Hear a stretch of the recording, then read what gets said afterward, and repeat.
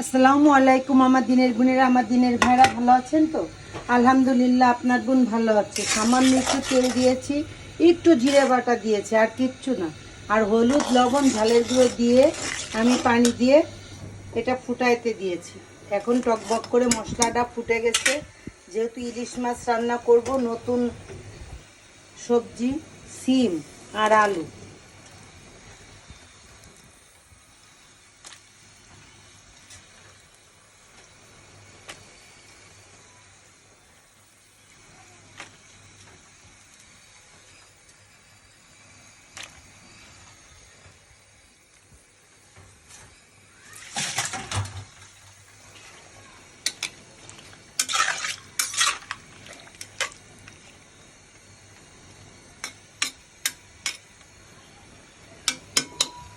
সিমটা বেশিক্ষণ লাগবে না, যেহেতু একেবারে কচি সিম, বিচিও হয় নাই, খুব তাড়াতাড়ি সিমটা হয়ে যাবে। এরপরে আমি এখন মাছ দিয়ে দেব, যেহেতু ঝোল দেব না। এই যে ইলিশ মাছটা আমি দিয়ে দেব। বিসমিল্লাহির রহমানির রহিম।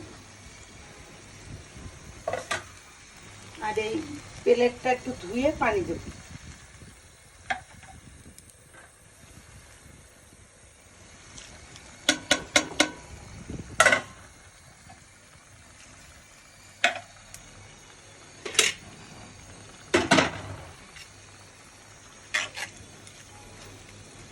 এই অল্প পানিতেই আমার ইলিশ মাছের তরকারি হয়ে যাবে, সিম আর ইলিশ মাছ।